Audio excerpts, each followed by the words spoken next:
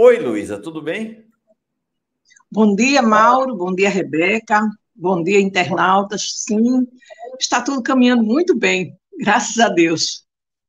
Bom Eu dia, quero te Primeira Luísa. agradecer vez que a desde gente já. conhece. Oi, desculpa, Rebeca, vai lá. Pois Não, não. só dar as boas-vindas para a Luísa, agradecer por vir Legal. aqui falar com a gente.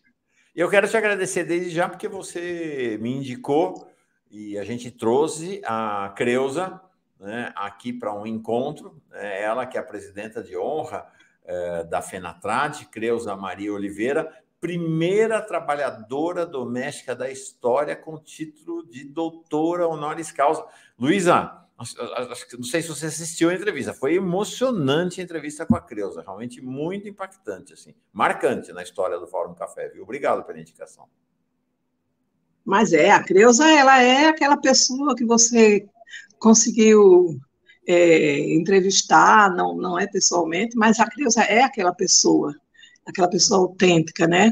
Ela é a presidenta de honra da nossa federação por merecimento, porque foi na gestão dela, né, que conseguimos a Convenção 89, a PEC das trabalhadoras domésticas, né, direitos que chegaram já não me alcançaram, porque eu já estava aposentada, mas isso não impede que eu viesse a me somar à luta também, né, e hoje nós temos uma doutora, né, na nossa categoria, como ela diz, que o diploma não é só dela, é de toda a categoria, né, e como ela disse, algo que para nós foi muito importante, é que a academia sempre bebeu da nossa fonte, né, para fazer os seus TCCs, as suas teses de mestrado. Então, foi uma forma de devolver, né, esse reconhecimento desse diploma, foi uma forma de devolver também para a categoria o que sempre tiveram de nós. Eu, por exemplo, já perdi as contas das pessoas que me procuram para fazer entrevista de 2, 3 dias seguidos, para preparar a tese de mestrado, e é mais na área do direito, assistência social, psicologia e jornalismo também. Então, o título foi merecido e o título é, como ela diz, é da categoria. E a gente está muito feliz por isso, né? E feliz também porque os ministérios, né? Um grupo interministerial está conversando com a FENATRAD, assinamos o protocolo de intenção, que é aquilo que a gente, no nosso 12º congresso, nós tiramos uma pauta, né, fizemos uma pauta, e essa pauta dependia do resultado das eleições, que foi favorável, e hoje a gente está aí, né, lutando, e no próximo ano a gente já vai ter o lançamento do Mulheres 1000, onde vai ter cursos de qualificação para as trabalhadoras domésticas, e também a volta do TDC, né, do qual eu sou fruto. Vai ser um outro curso, vai ser dirigido para as lideranças, para que a gente possa ter sempre pessoas preparadas para assumir essa luta, né? Ninguém é eterno, um dia a gente tem que se aposentar. E aí, quando a gente se aposentar, tem que ser preparado para seguir em frente.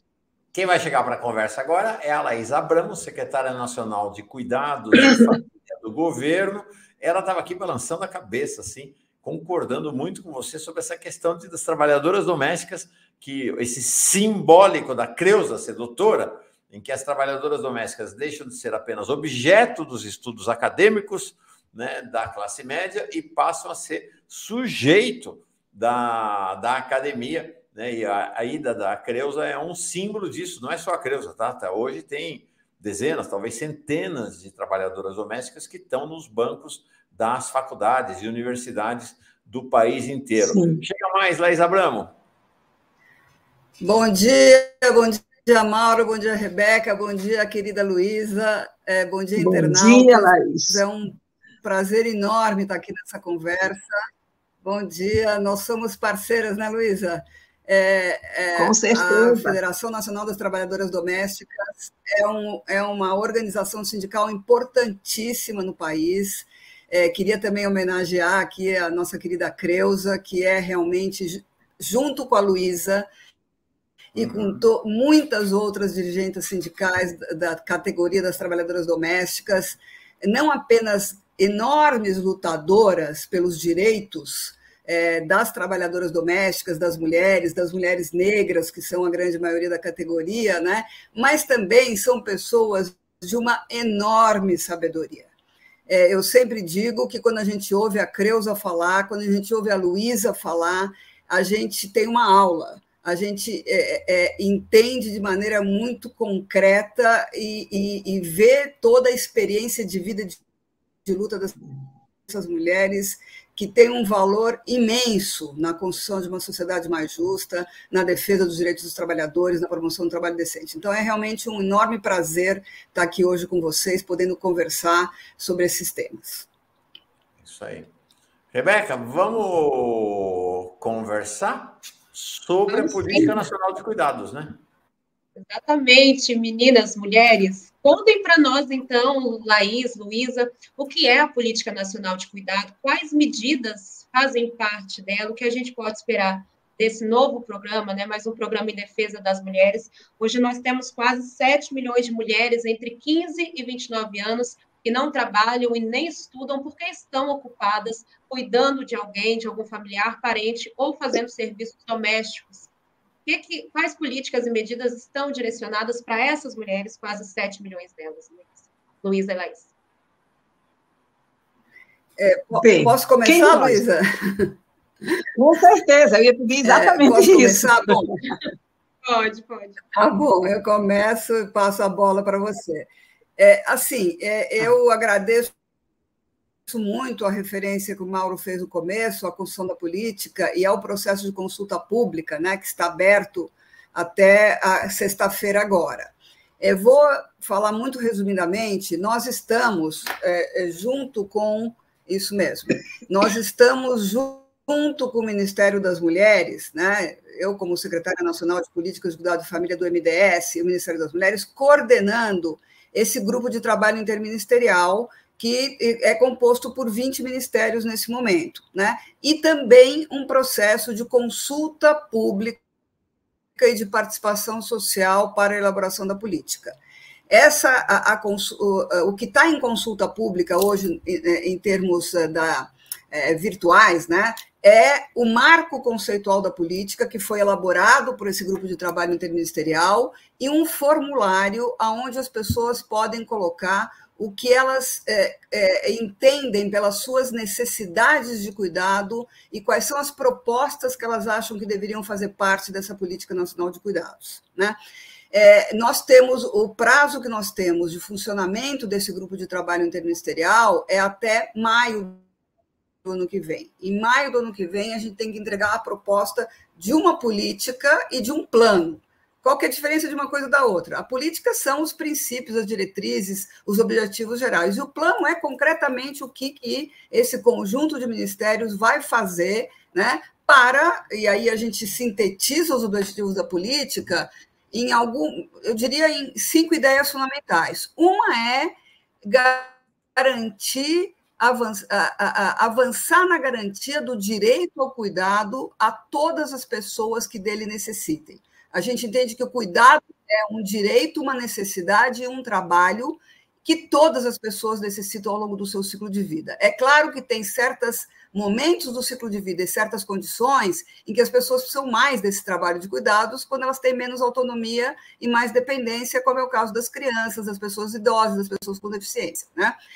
Mas todos nós precisamos. Se a gente não tivesse esse trabalho de cuidado, a gente não poderia estar aqui hoje conversando, por exemplo, né? Esse é o primeiro objetivo. O segundo é garantir o trabalho decente para todas as trabalhadoras e trabalhadores remunerados do cuidado, aonde as trabalhadoras domésticas são uma categoria fundamental.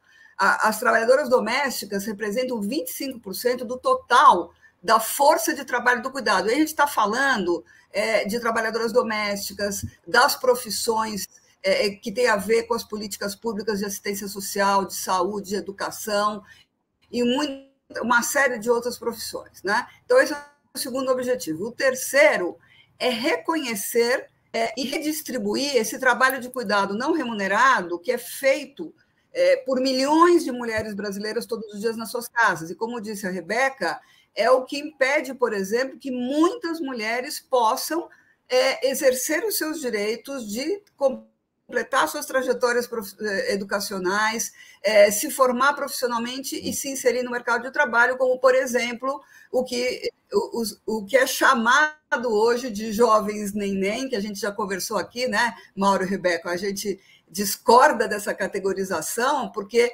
essas pessoas jovens são, na sua grande maioria, mulheres que estão trabalhando e muito, cuidando das suas casas, cuidando dos seus filhos, dos parentes, e por isso não podem entrar nem permanecer no mercado de trabalho, né? Então é isso, reconhecer, valorizar e redistribuir esse trabalho. Como? Entre homens e mulheres dentro das famílias e entre as famílias, as comunidades, o Estado, o mercado e as empresas.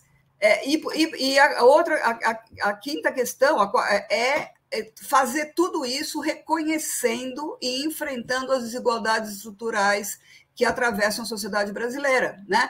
Não é, o trabalho de cuidados no Brasil, ele não é apenas feminizado, ele é profundamente racializado.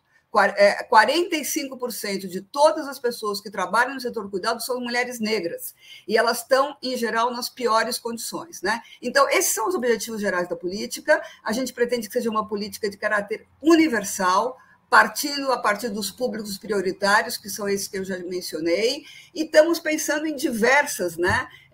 Existem hoje no Brasil políticas e serviços de cuidado, como as creches, por exemplo, como os centros-dias para pessoas idosas, pessoas com deficiência, como programas de acompanhamento domiciliar das pessoas idosas, que existe, por exemplo, na cidade de São Paulo, em Belo Horizonte, mas eles são muito insuficientes para atender às demandas de cuidado, que vão continuar crescendo no contexto de envelhecimento da população e de feminização do envelhecimento, né? Nós temos hoje mulheres idosas que precisam de cuidado, mas que continuam cuidando do companheiro, muitas vezes uma mulher de 70 anos que cuida da mãe de 90, ou uma avó que cuida dos netos para que a sua filha possa sair do mercado de trabalho. Então, é muito insuficiente, a gente quer, e para resolver isso, você tem que ter uma política pública nacional integrada, poderosa, né? E é nisso que a gente está, nesse caminho que a gente está andando. Seria muito bom que realmente, nesses dias que faltam da consulta pública, mais pessoas pudessem se manifestar e colocar o que elas acham dos temas que a gente está discutindo. Perfeito. Luísa, entra na conversa. Pois é, estou entrando na conversa, a gente está aí, eu estou sempre falando isso, né, Laís, me repetindo, mas é a verdade. Nós estamos entrando aí na década onde a gente está discutindo a política do cuidado, né? E essa política do cuidado, como bem falou Laís, ela passa principalmente pelo cuidado onde está o trabalho doméstico. E aí a gente vê que o trabalho doméstico ele é de extrema importância, né, para a sociedade, principalmente no que concerne à saúde também, porque se você está num ambiente limpo, se você tem uma comida bem preparada, uma comida saudável, isso também é saúde. Claro que os profissionais de saúde estão capacitados para cuidar da saúde, mas as trabalhadoras domésticas também, de uma certa forma, têm esse vínculo, né, com o cuidado com a saúde. E aí a gente está aí dizendo que pertencemos à classe trabalhadora, que estamos contribuindo com a economia do país, e estamos vendo as pessoas dizer que não, que o trabalho doméstico não ofere lucro. Então, quando esse trabalho é executado por mulheres donas de casa, então é um verdadeiro absurdo que a gente escuta, né? Que não faz nada porque é dona de casa.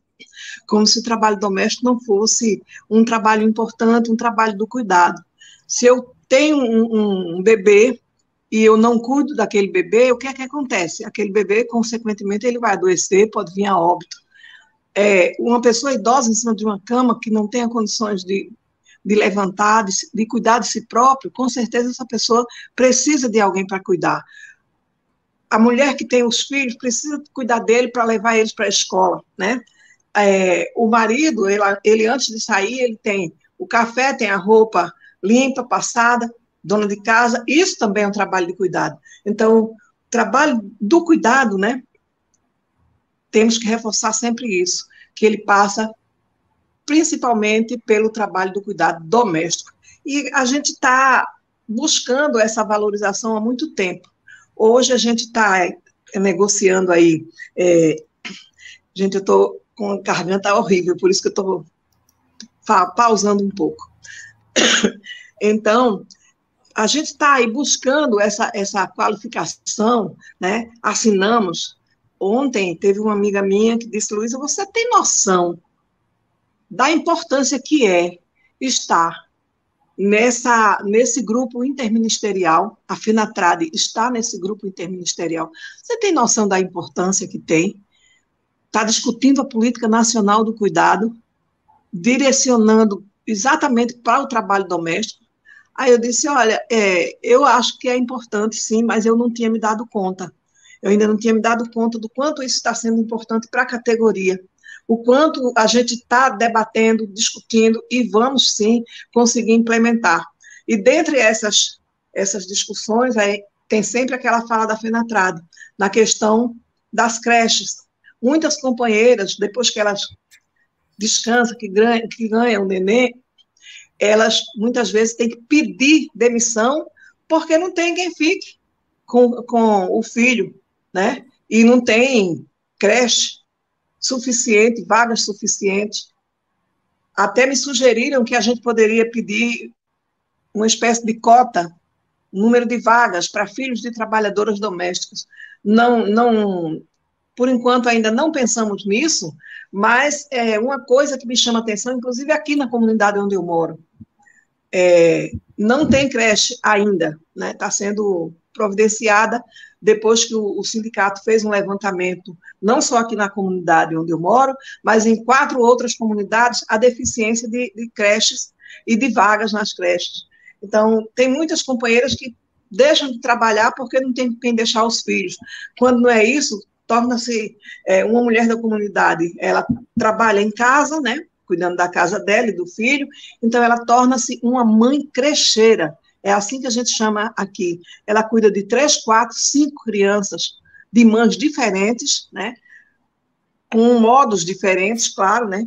E aí, muitas vezes, a mãe não tem uma qualificação e ela está fazendo o papel que seria do governo municipal, no caso, né? Que creche com o município. Então, a gente vê essa necessidade, sempre estamos batendo na tecla das escolas de tempo integral. Por quê? Porque também tem a situação, a criança fica na escola apenas um período e no outro período como é que ela fica? Se tiver uma pessoa adulta em casa para tomar conta dessa criança, para ver o que ela está fazendo, ela se torna uma presa fácil para o crime, infelizmente. Falo isso porque vejo isso aqui na minha comunidade e me deixa muito triste. E aí, quando a gente fala da Política Nacional do Cuidado, eu acho que tudo isso envolve, né, o cuidado, que é o cuidado ao nascer, o cuidado durante todo o período de crescimento, e aí vem a pergunta: quem cuida da gente? Quem cuida de quem cuida? Né? A gente tem muitas dificuldades, nós mulheres temos muitas dificuldades, a gente leva os filhos, tira a ficha do marido, acompanha o marido muitas vezes no médico, mas quem cuida da gente? Tem esse desafio também que a gente precisa começar a pensar como é que fica a situação de nós que cuidamos da maioria das pessoas, né? Hoje, eu posso dizer que eu sou uma pessoa privilegiada. Por quê? Porque eu tenho 2 filhos, né? Não escondo de ninguém que estou fazendo um tratamento pesado aí para CA, e tenho 2 filhos que o que trabalha de noite, muitas vezes ele chega cansado de manhã e nem vai dormir. Ele vai me levar numa consulta no hospital, às vezes a gente sai de lá 3 horas da tarde, né? Mas ele está cuidando da mãe dele. Uhum. Então, fica a pergunta, aquelas mulheres que não têm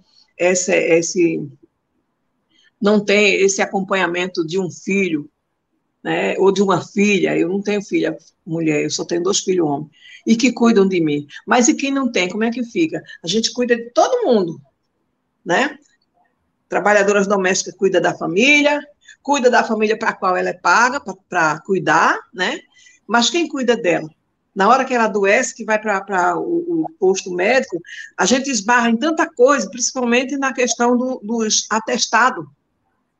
A trabalhadora doméstica, infelizmente, na hora que ela apresenta o atestado ao empregador, aí ele diz assim: não, é com o INSS. Aí o INSS fica aquele jogo de empurra, porque o INSS diz: Não, a emenda constitucional igualou o direito de vocês.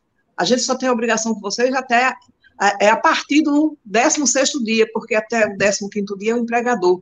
Só que tem um decreto que não foi revogado, que é isso que a gente também está pedindo, ou a revogação desse decreto, ou a desburocratização para pagar esse atestado dessa trabalhadora, porque muitas vezes ela negocia finais de semana, trabalhar nos finais de semana, trabalhar nos feriados, trabalhar 2 horas a mais durante a jornada de trabalho, para compensar as horas que tem aquele atestado, né? Porque cada dia é um horário, 8 horas diárias, então cada atestado de um dia vale 8 horas, então ela tem que distribuir essas horas para não ser prejudicada no pagamento dela.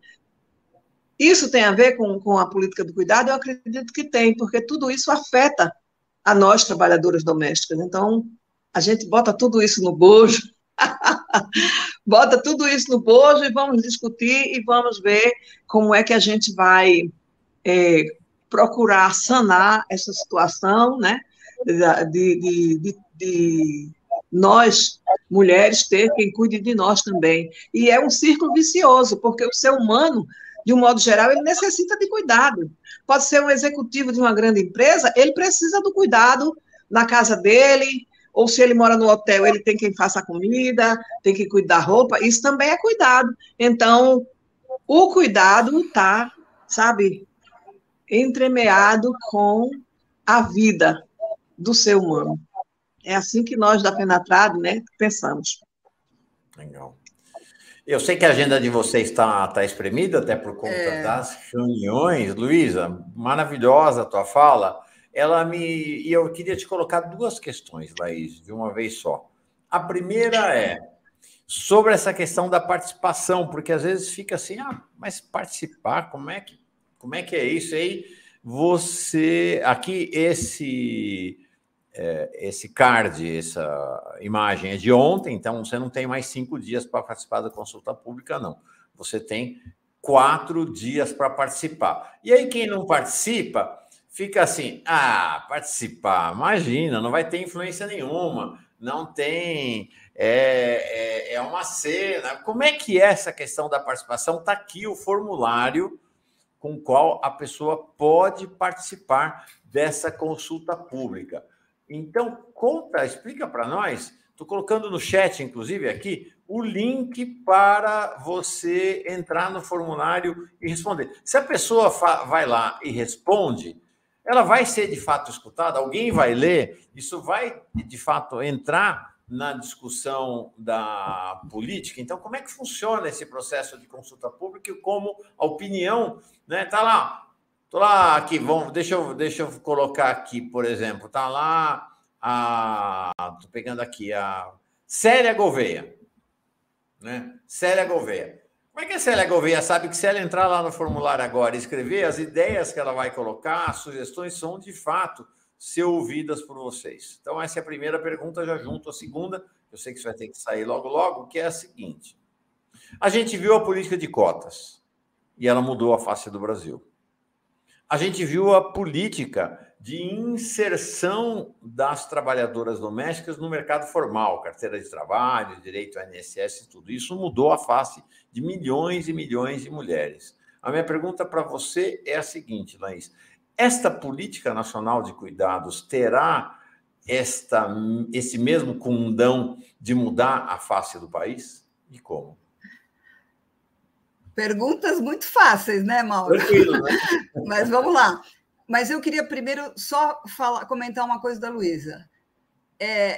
Eu concordo absolutamente com o que a Luísa falou sobre a importância das trabalhadoras domésticas e do trabalho feito pelas trabalhadoras domésticas, que são parte fundamental do trabalho de cuidados, né?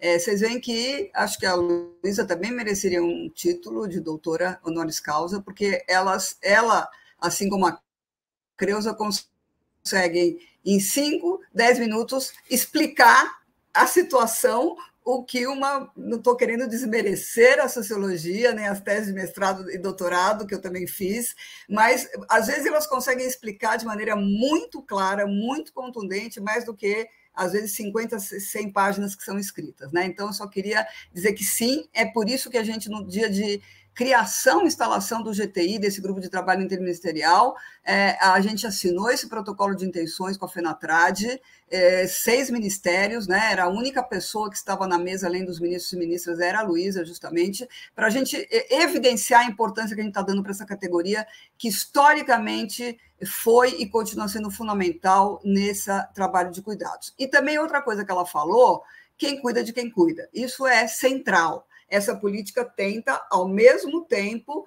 pensar nas pessoas que precisam de cuidados, como eu não vou repetir, ela falou brilhantemente do bebê ao executivo, né? Ninguém vive sem esse trabalho de cuidados, a sociedade não existe, a economia não existe, as instituições não existem sem esse trabalho de cuidados, ela explicou magnificamente, mas é isso, a gente tem que olhar para quem precisa do cuidado e para quem cuida, né? Para quem cuida. Não é à toa que a redação do Enem deste ano despertou tanto interesse, as pessoas falarem sobre esse trabalho que é invisibilizado, que não é reconhecido como trabalho, né? Como ela disse, você pergunta para uma mulher, as pessoas dizem, ela não trabalha, ela só cuida da casa, né? Como se isso não fosse um trabalho. Mas, enfim, então, só que reforçar que eu concordo absolutamente com o que a Luísa falou, e todas essas questões que ela falou dos direitos das trabalhadoras domésticas são parte desse grande objetivo de promover o trabalho decente para as trabalhadoras do cuidado, né?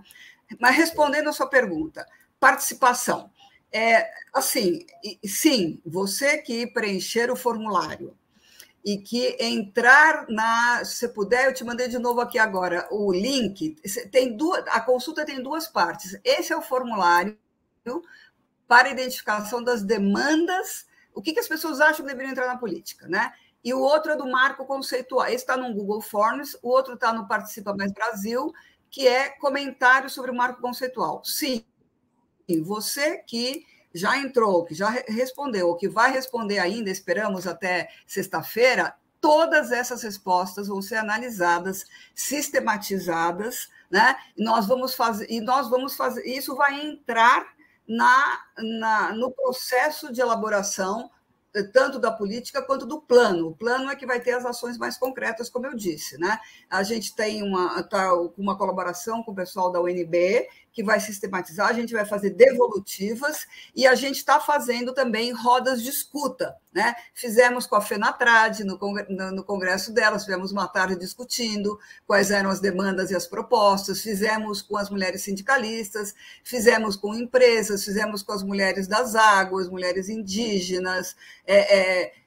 representantes da sociedade civil nos conselhos da pessoa idosa, pessoa com deficiente, criança e adolescente, população LGBTQIA+, né? Eu estou dando alguns exemplos e ainda tem alguns previstos. Então, tudo isso a gente vai levar muito a sério no processo de elaboração tanto da política como do plano, e vai ter uma devolutiva, né? Então, sim, realmente, e eu acho que esse diálogo está sendo extremamente importante, porque cada vez que a gente conversa com um desses grupos, às vezes a gente vê algumas questões que a gente não estava vendo, por isso que a gente está fazendo isso. Nós queremos uma política que responda, que não só enfrente as desigualdades de gênero, raça, território, mas que também recolha a diversidade das situações que vivem as pessoas, né? A gente sabe que na periferia, nas periferias, os serviços de cuidado são muito menos do que no centro das cidades. Na zona rural, as creches não chegam, ou nos bairros periféricos onde moram as trabalhadoras domésticas, tem mais deficiência de creche. Então, tudo isso é muito, muito importante. Então, nós estamos, sim, levando muito a sério tudo isso, dialogando com as lideranças dos diversos setores. E no momento que a política estiver instituída, né, que a gente espera que isso aconteça mesmo, a política e o plano no ano que vem, a gente também vai manter esse processo de participação social, como tem sido feito em outros países da América Latina que já estão mais avançados que a gente. E se a gente espera que mude a vida das pessoas, como mudou a lei de cotas, acho que o seu exemplo é muito bom, sim, esperamos que mude a vida das pessoas. E eu acho que eu vou voltar para os exemplos da Luísa, né? Hoje já está acontecendo, no âmbito do governo federal, do PAC, do Ministério da Educação, o programa de expansão das creches de educação em tempo integral, como disse a Luísa, né? Que são, estou dando só 2 exemplos, são fundamentais. Isso vai permitir, se você tiver mais creches, se as creches e mais escolas de educação infantil e mais educação integral ao longo também de todo o ensino básico, você vai permitir que essas mulheres que hoje não podem ir para o mercado de trabalho, portanto, não podem gerar renda, ou fazem isso com um tremendo sacrifício, né, Luísa? Quer dizer, o que acontece muitas vezes? A criança está na creche. A creche vai até às 5 horas da tarde. Ok, tá bom, mas uma mulher que mora na periferia de Salvador, ou de Recife, ou de São Paulo, ou Rio de Janeiro, e que vai trabalhar no centro da cidade, ela não vai conseguir voltar para pegar a criança às 5 horas da tarde. Exato. Mas pelo menos está até às 5 horas da tarde. Tá? E as mulheres que trabalham à noite, o que acontece com elas? Né? Mas vamos ver esse caso da criança que está na creche até 5 horas da tarde. Na hora que ela faz 4 anos e vai para uma escola de educação infantil, a jornada se reduz a 4 horas. E aí, o que acontece? Essa mulher ou vai ter que sair do trabalho, ou vai ter que apelar para uma vizinha, né? O que a Luísa falou da mãe crecheira, que é uma solução que acontece, mas que não é a melhor solução, né? Não é porque as pessoas não são qualificadas, não têm todos os parâmetros que o MEC define para o funcionamento das creches, que são fundamentais, né? Ou ela vai deixar a filha de 10 anos cuidando do irmão de 4 anos. Exatamente. A gente tem trabalho infantil doméstico. Tanto o trabalho infantil no serviço doméstico, meninas e adolescentes que são empregadas como trabalhadoras domésticas, isso no Brasil é proibido, porque o trabalho doméstico ele só é permitido a partir dos 18 anos, como esse trabalho não remunerado, entendeu? Então, se você tiver uma expansão mesmo da educação em tempo integral, isso está acontecendo, isso não é da noite para o dia, a gente sabe disso, a gente fala que é uma política universal, mas ela vai ter que ir sendo construída, né? Também na luta, também na discussão, né? Tem a questão orçamentária, que é fundamental. Então, mas se a gente tiver a expansão das creches, a universalização das creches, né? A expansão da escola infantil em tempo integral, isso vai mudar a vida das mulheres e das crianças também, né? Nós não estamos falando de um ou outro caso, né? Da minha amiga, minha conhecida, a filha da trabalhadora doméstica que trabalha para a minha família ou para uma conhecida. Nós estamos falando de milhões de mulheres, é isso, né? Milhões de mulheres. Né? Então, isso, eu só dei esse exemplo, mas tem muitos outros exemplos que a gente está discutindo também para as pessoas idosas, também para as pessoas com deficiência, porque cuidar de uma pessoa idosa com um grau de perda de autonomia é um trabalho muito difícil, que às vezes exige uma dedicação de 24 horas por dia, 7 dias por semana. Então, você tem que ter políticas públicas que apoiem as famílias nesse trabalho. A gente não está querendo aqui tirar o papel da família, muito pelo contrário, a família continua tendo um papel fundamental, mas tem que ter políticas públicas que garantam a qualidade desse serviço e também liberem o tempo das mulheres, entendeu? Para exercer os seus direitos em outros âmbitos da sua vida, né? Então, é isso, eu acho que sim, e eu acho que a gente vê que é um tema que está ganhando, né, espaço na discussão pública, a gente acha isso muito importante. Muito bom, gente. Laís, a última pergunta também para você. Eu abri aqui a minha fala usando o termo de mulheres que nem estudam nem trabalham. E você, a Luísa, outros ativistas parlamentares dessa causa já alertaram várias vezes que esse termo é errado. Inclusive, eu li recentemente numa matéria, por isso que eu trouxe aqui para o meu texto. Explica para a gente, então, é muito importante passar essa informação, porque está enraizado na nossa sociedade. Por que deve usar esse termo? Por que ele é pejorativo? Dizer que essas mulheres nem estudam, nem trabalham e os jovens são nem. Conta para a gente. Antes, rapidinho, exato, deixa eu só... Porque aí, se você diz... Desculpa. Rapidinho, imagina, só mandar um beijo para a Luciana Gatti, que está acompanhando nossa conversa. Ela disse muito forte, cheia de verdade, as palavras da Luísa. Viu, Luísa? A Luciana Gatti aqui te assistindo também. Obrigada, Luciana. Pronto, só para deixar registrado aqui, Laís. Tá, rapidinho. Olha, por que a gente acha que o termo neném é profundamente equivocado?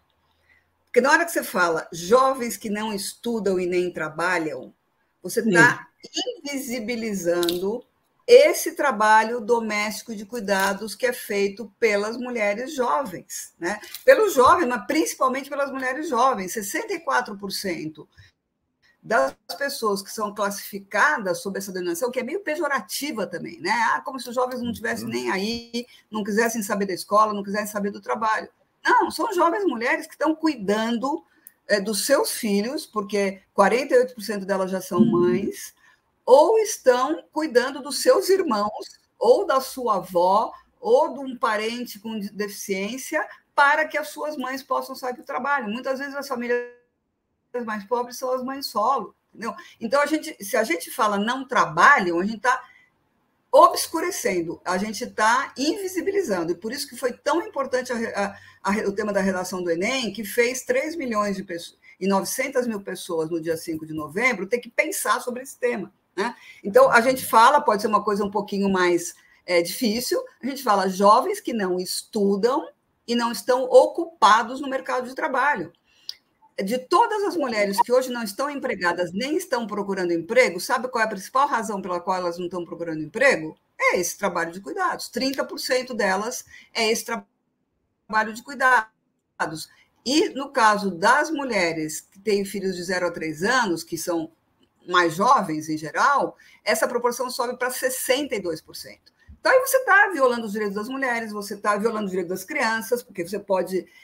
o emprego da mulher é algo que contribui para a superação da pobreza, para uma melhor qualidade de vida, né? Então, isso que tem que ser transformado. É a mesma coisa que a Luísa falou, a dona de casa não trabalha, entendeu? São essas ideias que a gente acha que essa política tem um elemento muito importante de transformação cultural também, né? Ressignificar todas essas questões. Mas eu paro por aqui, porque senão eu me entusiasmo e vou falar mais meia hora. Ótimo. Legal. Luísa, queremos te ouvir. Antes de encerrar a participação de vocês duas, eu sei que vocês estão com a agenda apertada. Laís, você pode ficar com a gente até o fim da entrevista ou precisa sair? Claro, faço questão de ouvir a Luísa. Então, pronto. Vamos encerrar com você, Luísa, por favor. Então, a gente já vem falando dessa política do cuidado há muito tempo, e a fala da Laís foi perfeita quando ela diz que, quando se diz que a mulher não trabalha porque é dona de casa, está invisibilizando essa mulher, consequentemente invisibilizando o trabalho dela, ou seja, está querendo dizer que essa pessoa é uma pessoa desocupada, entre aspas, né? Para não dizer, às vezes, outras palavras mais pesadas. A mesma coisa é o jovem, né? Neném. A menina jovem, geralmente, ela está cuidando dos irmãos, né? Está cuidando de um avô, de uma avó, né? Que está acamado, está cuidando de um tio. Eu mesmo aqui na comunidade tem uma pessoa chamada Elaine, que as pessoas dizem, a Elaine não trabalha, mas a Elaine cuida de um tio que é acamado, entendeu? Enquanto que a mãe dela está trabalhando, a mãe dela já está perto de se aposentar, e aí o acordo delas quando a mãe se aposentar, fica tomando conta do irmão, e a Elaine vai buscar trabalhar para um dia também ter a aposentadoria dela. Eu tenho uma sobrinha que a minha irmã passou 10 anos em cima de uma cama feita um vegetal.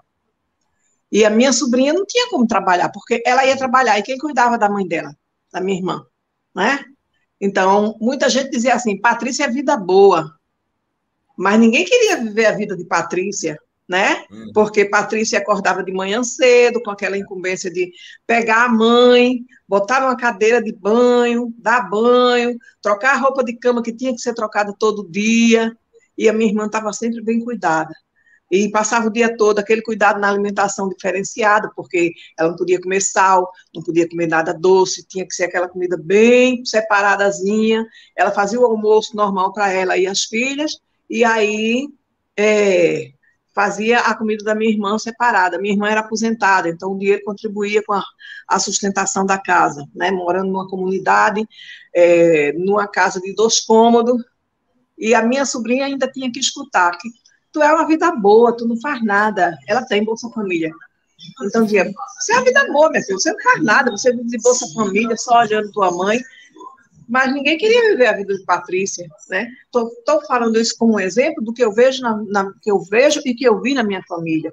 Então, a gente tem que desconstruir, sabe, essa fala de que a mulher que é dona de casa não faz nada. A gente tem que desconstruir a fala da jovem, do jovem, que não faz nada, nem estuda, nem trabalha. Não é bem assim. Muitas vezes esse jovem neném, ele trabalha e muito.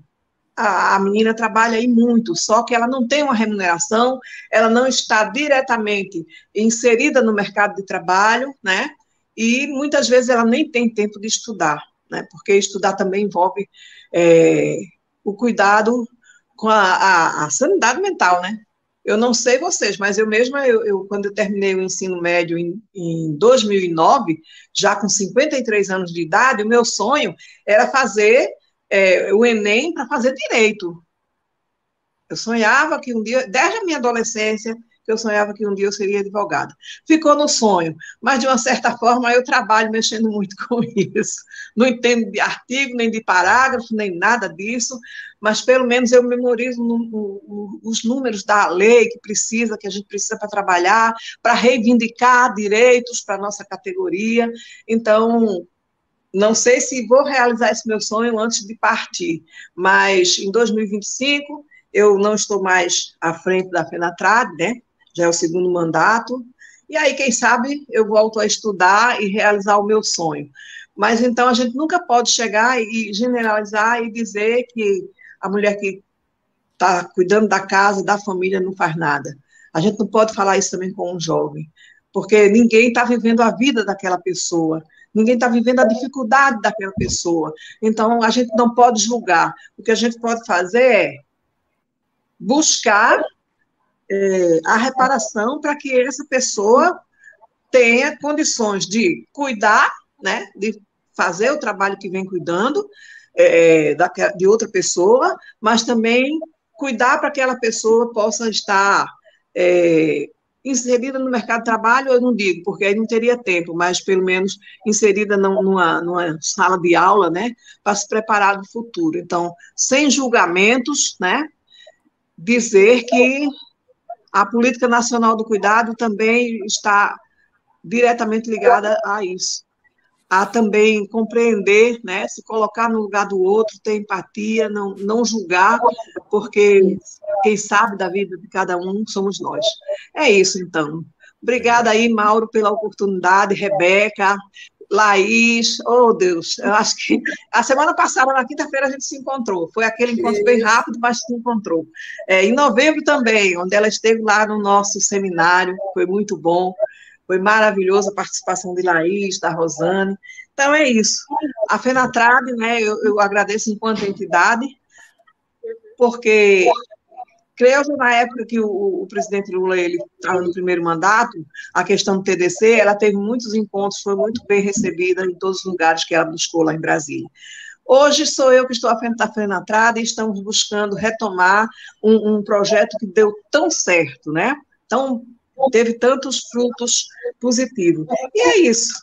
Agradecer a oportunidade também para você, Mauro, que o seu programa é muito bem visto, e quando a gente está num espaço como esse, você não sabe o quanto é importante para nós estar em espaços como esse, porque isso traz para a gente a oportunidade de mostrar, sabe, a seriedade do trabalho da FENATRAD, mas também mostrar que hoje temos um governo que está, sim, preocupado com a população de um modo geral, e essa questão da Política Nacional do Cuidado, né, que abrange, acho que o cuidado abrange o ser humano de um modo geral, e esse espaço é muito importante para a gente falar disso. Muito obrigada.